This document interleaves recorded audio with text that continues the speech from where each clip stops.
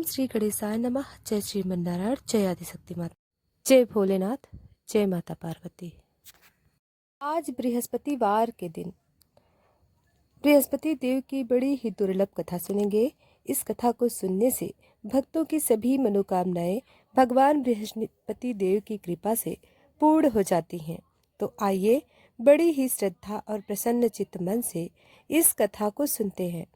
भारतवर्ष में एक प्रतापी और दान राजा राज्य करता था। वह नित्य गरीबों और ब्राह्मणों की सहायता करता था। यह बात उसकी रानी को अच्छी नहीं लगती थी। वह ना ही गरीबों को दान देती, ना ही भगवान का पूजन करती थी और राजा को भी दान देने से मना किया करती थी। एक दिन राजा शिकार खेलने वन को गए थे तो रानी महल में अकेली थी। उसी समय बृहस्पति देव साधु वेश में राजा के महल में भिक्षा लेने के लिए गए और भिक्षा मांगा तो रानी ने भिक्षा देने से इनकार कर दिया और कहा, हे साधु महाराज, मैं तो दान पुण्य से तंग आ रही हूँ। मेरा पति सारा धन लुटाते रहते हैं। मेरी इच्छा है कि हमारा धन नष्ट हो जाए, फिर ना रहेगा बांस, ना बजेगी बांसुरी। साधु ने कहा, देवी तुम बड़ी विचित्र हो। धन संतान तो सभी चाहते हैं, पुत्र और लक्ष्मी तो पापी के घर भी होने चाहिए। यदि तुम्हारे पास अधिक धन है तो भूखों को भोजन, प्यास के लिए प्याऊ बनाओ, मुसाफिरों के लिए धर्मशाला खुलवाएं, निर्धन अपनी कुंवारी कन्याओं का विवाह नहीं कर सकते, उनका विवाह करवा दो। ऐसे और कई काम हैं जिनके करने से तुम्हारा यश लोक और परलोक में फैले।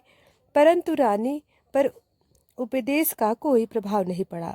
वह बोली, महाराज मुझे कुछ ना समझाइए, मैं ऐसा धन नहीं चाहती जो हर जगह बांटती फिरूं।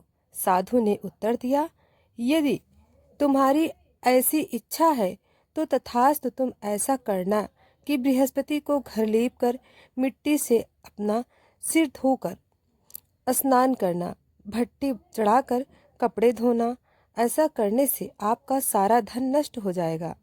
इतना कहकर वह साधु महाराज वहां से आलोक हो गए और साधु के अनुसार कई बातों को पूरा करते हुए रानी को केवल 3 बृहस्पति ही बीते थे कि उसकी समस्त धन संपत्ति नष्ट हो गई।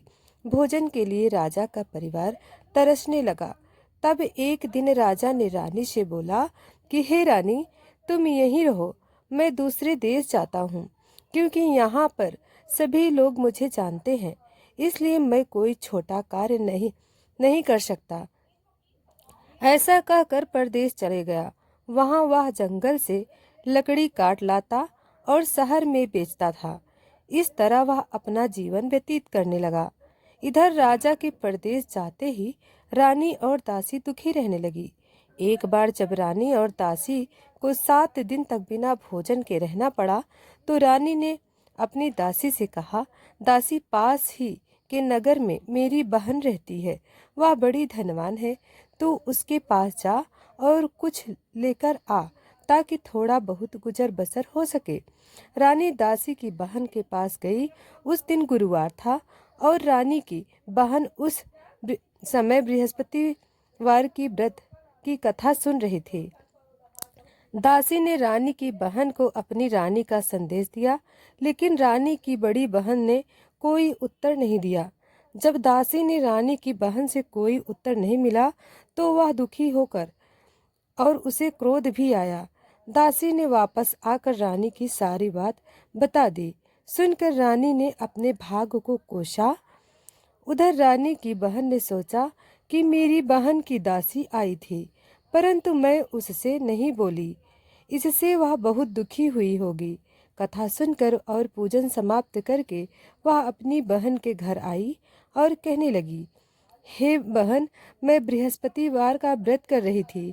तुम्हारी दासी मेरे घर आई थी, परंतु जब तक कथा होती है तब तक ना तो उठते हैं और ना ही बोलते हैं, इसलिए मैं नहीं बोली।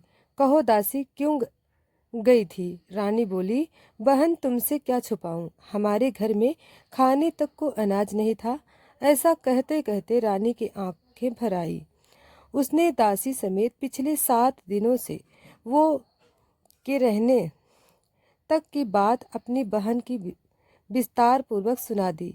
रानी की बहन बोली, देखो बहन, भगवान बृहस्पति सबकी मनोकामना पूर्ण करते हैं। देखो शायद तुम्हारे घर में अनाज रखा हो। पहले तो रानी को विश्वास नहीं हुआ, पर बहन के आग्रह करने पर उसने अपनी दासी को अंदर भेजा तो उसे सचमुच अनाज से भरा एक घड़ा मिल गया। यह देखकर दासी को बड़ी हैरानी हुई। दासी रानी से कहने लगी, रानी, जब हमको भोजन नहीं मिलता तो हम व्रत ही तो करते हैं, इसलिए क्यों ना इनसे व्रत और कथा की विधि पूछ ली जाए ताकि हम भी व्रत कर सकें। तब रानी ने अपनी बहन से बृहस्पतिवार व्रत के बारे में पूछा। उसकी बहन ने बताया, बृहस्पतिवार के व्रत में चने की दाल और मुनक्का से विष्णु भगवान का केले की जड़ में पूजन करें तथा दीपक जलाएं, व्रत कथा सुने और पीला भोजन ही करें। इससे बृहस्पति देव प्रसन्न होते हैं। और व्रत और पूजन विधि बताकर रानी की बहन अपने घर को लौट गई। 7 दिन के बाद जब गुरुवार आया तो रानी और दासी ने व्रत रखा। गुड़ साल में जाकर चना और गुड़ लेकर आई। फिर उससे केले की जड़ तथा विष्णु भगवान का पूजन किया। अब पीला भोजन कहाँ से आए, इस बात को लेकर दोनों बहुत दुखी थी, क्योंकि उन्होंने व्रत रखा था। इसलिए बृहस्पति देव उनसे प्रसन्न थे। इसलिए वे एक साधारण व्यक्ति का रूप धारण करके 2 थलोस में सुंदर पीला भोजन दासी को दे गए। भोजन पाकर दासी बहुत प्रसन्न हुई और फिर रानी के साथ मिलकर भोजन ग्रहण किया। उसके बाद वे सभी गुरुवार का व्रत और पूजन करने लगी। बृहस्पतिवार भगवान की कृपा से उनके पास फिर से धन संपत्ति आ गई, परंतु रानी फिर से पहले की तरह आलस्य करने लगी। तब दासी बोली, देखो रानी, तुम पहले भी इस प्रकार आलस्य करती थी। तुम्हें धन रखने में कष्ट होता था, इस कारण सभी धन नष्ट हो गया, और अब भगवान बृहस्पति की कृपा से धन मिला है तो तुम्हें फिर से आलस्य होता है। रानी को समझाते हुए दासी कहती है कि बड़ी मुसीबतों के बाद हमने यह धन पाया है, इसलिए हमें दान पुण्य करना चाहिए, भूखे मनुष्यों को भोजन कराना चाहिए और धन को शुभ कार्यों में खर्च करना चाहिए, जिससे तुम्हारे कुल का यश बढ़ेगा, स्वर्ग की प्राप्ति होगी और पितृ प्रसन्न होंगे। दासी की बात मानकर रानी अपना धन शुभ कार्य में खर्च करने लगी, जिससे पूरे नगर में उसका यश फैलने लगा। इधर एक दिन राजा दुखी होकर जंगल में एक पेड़ के नीचे आसन जमाकर बैठ गया। वह अपनी दशा को याद करके व्याकुल होने लगा। बृहस्पतिवार का दिन था।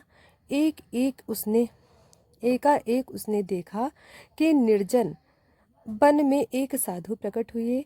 वह साधु वेश में स्वयं बृहस्पतिवार देवता थे। लकड़हारे के सामने आकर बोले, लकड़हारा, इस सुनसान जंगल में तू इतना चिंता मग्न क्यों बैठा है? लकड़हारे ने दोनों हाथ जोड़कर प्रणाम किया और उत्तर दिया, महात्मा जी, आप सब कुछ जानते हैं, मैं क्या करूं? यह कहकर रोने लगा और साधु को अपनी आत्मकथा सुनाई। महात्मा जी ने कहा, तुम्हारी स्त्री ने बृहस्पतिवार के दिन बृहस्पति भगवान का निरादर किया है, जिसके कारण रुष्ट होकर उन्होंने तुम्हारी यह दशा की है। अब तुम चिंता को दूर करके मेरे कहने पर चलो तो तुम्हारे सब कष्ट दूर हो जाएंगे और भगवान पहले से भी अधिक संपत्ति देंगे। तुम बृहस्पतिवार के दिन कथा किया करो। 2 पैसे के चने मुनक्का लाकर उसका प्रसाद बनाओ और शुद्ध जल से लोटे में शक्कर मिलाकर अमृत तैयार करो। कथा के पश्चात अपने सारे परिवार और सुनने वाले प्रेमियों में अमृत व प्रसाद को बांटकर खुद भी ग्रहण करो। ऐसा करने से भगवान तुम्हारी सभी मनोकामनाएं पूर्ण करेंगे। साधु के ऐसे वचन सुनकर लकड़हारा बोला, हे प्रभु, मुझे लकड़ी बेचकर इतना पैसा नहीं मिलता जिससे भोजन के उपरांत कुछ बचा सकूं। मैंने रात्रि में अपनी स्त्री को व्याकुल देखा है। मेरे पास कुछ भी नहीं है जिससे मैं उसकी खबर मंगा सकूं, और फिर मैं बृहस्पति देव की क्या कहानी सुनूं। मुझको तो कुछ भी मालूम नहीं है। साधु ने कहा, हे लकड़हारे, तुम किसी बात की चिंता मत करो। बृहस्पतिवार के दिन तुम रोजाना की तरह लकड़ियां लेकर शहर को जाओ। तुमको रोज से दुगना धन प्राप्त होगा, जिससे तुम भली भांति भोजन कर लोगे और बृहस्पति देव की पूजा का सामान भी आ जाएगा। बृहस्पति देव की कथा इस प्रकार है, सुनो। प्राचीन काल में एक ब्राह्मण रहता था। वह बहुत निर्धन था। उसकी कोई संतान नहीं थी। उसकी स्त्री बहुत मलिन के साथ रहती थी। वह स्नान नहीं करती, किसी देवता का पूजन नहीं करती। इससे ब्राह्मण देवता बड़े दुखी थे। बेचारे बहुत कुछ कहते थे, किंतु उसका कुछ परिणाम नहीं निकला। भगवान की कृपा से ब्राह्मण की स्त्री के कन्या रूपी रत्न पैदा हुआ। कन्या बड़ी होने पर प्रातः स्नान करके विष्णु भगवान का जाप कर और बृहस्पतिवार को का व्रत करने लगी। अपने पूजन पाठ को समाप्त करके विद्यालय जाती तो अपनी मुट्ठी में जौ भर के ले जाती और उस पाठशाला के मार्ग में डालती जाती। जब ये जौ स्वर्ण के हो जाते तो लौटते समय उनको बीन कर घर ले आती। एक दिन वह बालिका सूप में उस सोने की जौ को फटक कर साफ कर रही थी कि उसके पिता ने देख लिया और कहा, हे बेटी, सोने की जौ के लिए सोने का सूप होना चाहिए। दूसरे दिन बृहस्पतिवार था। इस कन्या ने व्रत रखा और बृहस्पति देव से प्रार्थना करके कहा, मैंने आपकी पूजा सच्चे मन से की है, तो मेरे लिए सोने का सूप दे दो। बृहस्पति देव ने उसकी प्रार्थना स्वीकार कर ली। रोजाना की तरह वह कन्या जो फैलाती हुई जाती।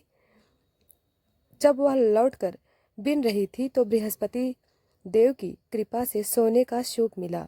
उसे वह घर ले आई और उसमें जौ साफ करने लगी, परंतु उसकी माँ का वही ढंग रहा। एक दिन की बात है कि वह कन्या सोने के सूप में जौ साफ कर रही थी। उस समय उस शहर का राजपुत्र वहां से होकर निकला। इस कन्या के रूप और कार्य को देखकर मोहित हो गया और अपने घर आकर भोजन और जल त्याग कर उदास होकर लेट गया। राजा इस बात का पता लगाया तो अपने प्रधानमंत्री के साथ उसके पास गए और बोले, हे बेटा, तुम्हें किस बात का कष्ट है? किसी ने तुम्हारा अपमान किया है अथवा और कोई कारण हो सके तो बताओ। मैं वही कार्य करूँगा जिसे तुम्हें प्रसन्नता हो। अपने पिता की राजकुमार ने बात सुनी तो वह बोला, मुझे आपकी कृपा से किसी बात का दुख नहीं है। किसी ने मेरा अपमान नहीं किया है, परंतु मैं उस लड़की से विवाह करना चाहता हूँ जो सोने के सूप में जौ साफ कर रही थी। यह सुनकर राजा आश्चर्य में पड़ गया और बोला, हे बेटा, इस तरह की कन्या का पता तुम ही लगाओ। मैं उसके साथ तेरा विवाह अवश्य करवा दूंगा। राजकुमार ने उस लड़की के घर का पता बताया। तब मंत्री उस लड़की के घर गए और ब्राह्मण देवता को सभी हाल बताया। ब्राह्मण देवता राजकुमार के साथ अपनी कन्या का विवाह करने के लिए तैयार हो गए तथा विधि विधान के अनुसार ब्राह्मण की कन्या का विवाह राजकुमार के साथ हो गया। कन्या के घर जाते ही पहले की भांति उस ब्राह्मण देवता के घर में गरीबी का निवास हो गया। अब भोजन के लिए भी अन्य बड़ी मुश्किल से मिलता था। एक दिन दुखी होकर ब्राह्मण देवता अपनी पुत्री के पास गए। बेटी ने पिता की दुखी अवस्था को देखा और अपनी माँ का हाल पूछा। तब ब्राह्मण ने भी सभी हाल कहा। कन्या बहुत सा धन देकर अपने पिता को विदा कर दिया। इस तरह ब्राह्मण का कुछ समय सुख पूर्वक व्यतीत हुआ।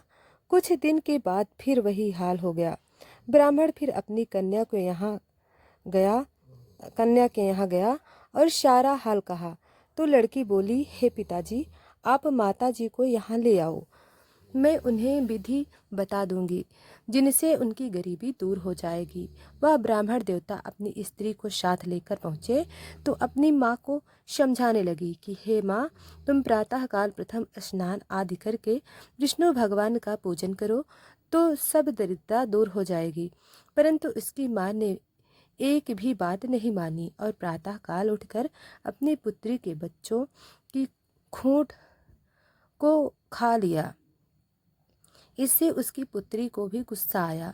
उसने एक रात को एक कोठरी से सारा सामान निकाल दिया और अपनी माँ को उसमें बंद कर दिया। प्रातः उसमें से उसे निकाला तो स्नान आदि करा के पूजा पाठ करवाया तो उसकी माँ की बुद्धि ठीक हो गई। इसके बाद वह नियम से पूजा पाठ करती और प्रत्येक बृहस्पतिवार को व्रत रखने लगी। इस व्रत के प्रभाव से उसकी माता और पिता बहुत ही धनवान और पुत्रवान हो गए और बृहस्पति देवता के प्रभाव से इस लोक के सुख को भोग कर अंततः स्वर्ग को प्राप्त हुए। इस तरह कहानी कहकर साधु देवता वहां से चले गए, अंतर्ध्यान हो गए। धीरे धीरे समय व्यतीत होने पर फिर वही बृहस्पतिवार का दिन आया। लकड़हारा जंगल से लकड़ी काटकर किसी शहर में बेचने गया। उसे उस दिन और दिन से अधिक पैसा मिला। राजा ने चना गुड़ आदि लाकर गुरुवार का व्रत किया। उस दिन से उसके सभी क्लेश दूर हो गए। परंतु जब दोबारा गुरुवार का दिन आया तो बृहस्पतिवार का व्रत करना भूल गया। इस कारण बृहस्पतिवार भगवान नाराज हो गए। उस दिन उस नगर के राजा ने विशाल यज्ञ का आयोजन किया था तथा शहर में यह घोषणा करा दी कि कोई भी मनुष्य अपने घर में भोजन न बनाए, न आग जलाए। समस्त जनता मेरे यहाँ भोजन करने आए। इस आज्ञा को जो न मानेगा उसे फांसी की सजा दी जाएगी। इस तरह की घोषणा संपूर्ण नगर में करवा दी गई कि आज्ञा के अनुसार शहर के सभी लोग भोजन करने के लिए गए, लेकिन लकड़हारा कुछ देर से पहुंचा, इसलिए राजा उसको अपने साथ घर लेकर गए। ले जाकर भोजन करा रहे थे तो रानी की दृष्टि उसी खूंटी पर पड़ी जिस पर उसका हार लटका हुआ था। वह वहां पर दिखाई नहीं दिया। रानी ने निश्चय किया कि मेरा हार इस मनुष्य ने चुराया है। उसी समय सिपाहियों को बुलाकर उसको कारागार में डलवा दिया। लकड़हारा कारागार में पड़ गया और बहुत दुखी होकर विचार करने लगा कि न जाने कौन से पूर्व जन्म के कर्म से मुझे यह दुख प्राप्त हुआ है, और उसी साधु को याद करने लगा जो कि जंगल में मिला था। उसी समय तत्काल बृहस्पति देव साधु के रूप में प्रकट हुए और उसकी दशा को देखकर कहने लगे, अरे मूर्ख, तूने बृहस्पति देव की कथा नहीं करी, इस कारण तुझे दुख प्राप्त हुआ है। अब चिंता मत कर। बृहस्पतिवार के दिन कारा के दरवाजे पर 4 पैसे पड़े मिलेंगे। इनसे तू बृहस्पति देव की पूजा करना, तेरे सभी कष्ट दूर हो जाएंगे। बृहस्पतिवार के दिन उसे 4 पैसे मिले। लकड़हारे ने कथा कही। उसी रात्रि को बृहस्पति देव ने उस नगर के राजा को स्वप्न में कहा, हे राजा, तुमने जिस आदमी को कारागार में बंद कर दिया है वह निर्दोष है, वह राजा है, उसे छोड़ देना। रानी का हार उसी खूंटी पर लटका है। अगर तू ऐसा नहीं करेगा तो मैं तेरे राज्य को नष्ट कर दूंगा। इस तरह रात्रि के स्वप्न को देखकर राजा प्रातः उठा और खूंटी पर हार देखकर लकड़हारे को बुलाकर क्षमा मांगी और लकड़हारे को योग्य सुंदर वस्त्र आभूषण देकर विदा कर दिया। बृहस्पति देव की आज्ञा के अनुसार लकड़हारा अपने नगर को चल दिया। जब अपने नगर के निकट पहुंचा तो उसे बड़ा आश्चर्य हुआ। नगर में पहले से अधिक बाग, तालाब, कुएं और तथा बहुत सी धर्मशाला, मंदिर आदि गई हैं। राजा ने पूछा, यह किसका बाग और धर्मशाला है? तब नगर के सब लोग कहने लगे, यह सब रानी और बंदी के हैं। तो राजा को आश्चर्य हुआ और गुस्सा भी आया। जब रानी ने यह खबर सुनी कि राजा आ रहे हैं, तो उन्होंने दासी से कहा, हे दासी, देख राजा हमको कितनी बुरी हालत में छोड़ गए थे। हमारी ऐसी हालत देखकर वह लौट ना जाएं, इसलिए तू दरवाजे पर खड़ी हो जाओ। आज्ञा के अनुसार दासी दरवाजे पर खड़ी हो गई। राजा आए तो उन्हें अपने साथ लेकर आई। तब राजा ने क्रोध करके अपनी रानी से पूछा कि यह धन तुम्हें कैसे प्राप्त हुआ है। तब उन्होंने कहा, हमें यह सब धन बृहस्पति देव के इस व्रत के प्रभाव से प्राप्त हुआ है। राजा ने निश्चय किया कि 7 रोज बाद तो सभी बृहस्पति देव का पूजन करते हैं, परंतु मैं प्रतिदिन में 3 बार कहानी और रोज व्रत किया करूँगा। अब हर समय राजा के दुपट्टे में चने की दाल बंधी रहती थी और दिन में 3 बार कहानी सुन कहते। एक रोज राजा ने विचार किया कि चलो अपनी बहन के यहाँ हो आवें। इस तरह निश्चय करके राजा घोड़े पर सवार होकर अपनी बहन के यहाँ चलने लगा। मार्ग में उसने देखा कि कुछ आदमी मुर्दे के लिए जा रहे हैं। उन्हें रोक कर राजा कहने लगा, अरे भाइयों, मेरी बृहस्पति देव की कथा सुन लो। वो बोले, लो हमारा तो आदमी मर गया है, इसको अपनी कथा की पड़ी है। परंतु कुछ आदमी बोले, अच्छा कहो, हम तुम्हारी कथा भी सुनेंगे। राजा ने दाल निकाली और जब कथा आदि कही हुई थी कि मुर्दा हिलने लगा, और जब कथा समाप्त हो गई तो राम राम करके मनुष्य उठकर खड़ा हो गया। आगे मार्ग में उसे किसान खेत में हल चलाता मिला, तो राजा ने उसे देखकर बोला, अरे भैया, तुम मेरी बृहस्पतिवार की कथा सुन लो। किसान बोला, जब तक मैं तेरी कथा सुनूंगा तब तक 4 हरया जोत लूंगा। जा अपनी कथा किसी और को सुनाना। इस तरह राजा आगे चलने लगा। राजा के हटते ही बैल पछाड़ खाकर गिर गए और किसान के पेड़ में बड़ी जोर का दर्द होने लगा। उस समय उसकी माँ रोटी लेकर आई और उसने जब यह देखा तो अपने पुत्र से सब हाल पूछा और बेटे ने सभी हाल कह दिया। तो बुढ़िया दौड़ी दौड़ी उस घुड़सवार के पास गई और उससे बोली कि मैं तेरी कथा सुनूंगी, तू अपनी कथा मेरे खेत पर चलकर ही कहना। राजा ने बुढ़िया के खेत पर जाकर कथा कही, जिसके सुनते ही वह बैल उठकर खड़े हो गए तथा किसान के पेट का दर्द भी बंद हो गया। राजा अपनी बहन के घर पहुंचा। बहन ने भाई की खूब मेहमानी की। दूसरे रोज प्रातः काल राजा जगा तो वह देखने लगा कि सब लोग भोजन कर रहे हैं। राजा ने अपनी बहन से कहा, ऐसा कोई मनुष्य है जिसने भोजन नहीं किया हो, मेरे बृहस्पतिवार की कथा सुन ले। बहन बोली, हे भैया, यह देश ऐसा है कि पहले यहाँ लोग भोजन करते हैं, बाद में अन्य काम करते हैं। अगर कोई पड़ोस में हो तो देख आऊं। वह ऐसा कहकर देखने चली गई, परंतु उसे कोई ऐसा व्यक्ति नहीं मिला जिसे भोजन न किया हो। अतः वह एक कुम्हार के घर गई जिसका लड़का बीमार था। उसे मालूम हुआ कि उनके यहाँ 3 रोज से किसी ने भोजन नहीं किया है। रानी ने अपने भाई की कथा सुनने के लिए कुम्हार से कहा। वह तैयार हो गया। राजा ने जाकर बृहस्पतिवार की कथा कही, जिसको सुनकर उसका लड़का ठीक हो गया। अब तो राजा की प्रशंसा होने लगी। एक रोज राजा ने अपनी बहन से कहा कि हे बहन, हम अपने घर को जाएंगे, तुम भी तैयार हो जाओ। राजा की बहन ने अपनी सास ने कहा, हाँ चली जा, परंतु अपने लड़कों को मत ले जाना, क्योंकि तेरे भाई को कोई औलाद नहीं है। बहन ने अपने भैया से कहा, भैया मैं तो चलूंगी, पर कोई बालक नहीं चलेगा। तो राजा बोला, जब कोई बालक नहीं चलेगा तब तुम ही क्या करोगी।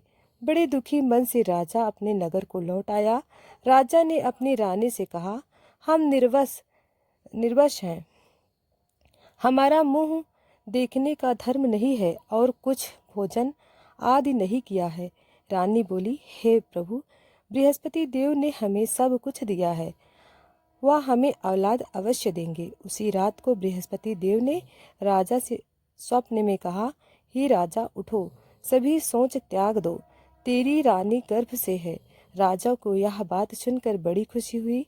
9वें महीने में उसके गर्भ से एक सुंदर पुत्र हुआ। तब राजा बोला, हे रानी, स्त्री बिना भोजन के रह सकती है, पर बिना कहे नहीं रह सकती। जब मेरी बहन आएगी तुम उससे कुछ मत कहना। रानी सुनकर हाँ कर दिया। जब राजा की बहन ने यह शुभ समाचार सुना तो बहुत खुश हुई और बधाई लेकर अपने भाई के यहाँ आई। तभी रानी ने कहा, घोड़ा चढ़कर तो नहीं आई है, गधा चढ़कर आई है। राजा की बहन बोली, भाभी, मैं इस प्रकार ना कहती तो तुम्हें औलाद कैसे मिलती। बृहस्पति देव ऐसे ही हैं, जैसे जिसके मन में कामनाएं होती हैं सभी मनोकामनाएं पूर्ण करते हैं। जो श्रद्धा भावना पूर्वक बृहस्पतिवार व्रत करता है एवं पढ़ता है एवं सुनता है, दूसरों को सुनाता है, बृहस्पति देव उनकी सभी मनोकामनाएं पूर्ण करते हैं। राजा और रानी ने बृहस्पति देव की कथा का गुणगान किया। उनकी सभी इच्छाएं बृहस्पति देव ने पूर्ण की। मनुष्य को हृदय से उनका मन करते हुए जय जयकारा करना चाहिए। तो प्रेम से बोलिए, बृहस्पति देव की जय। बोलिए विष्णु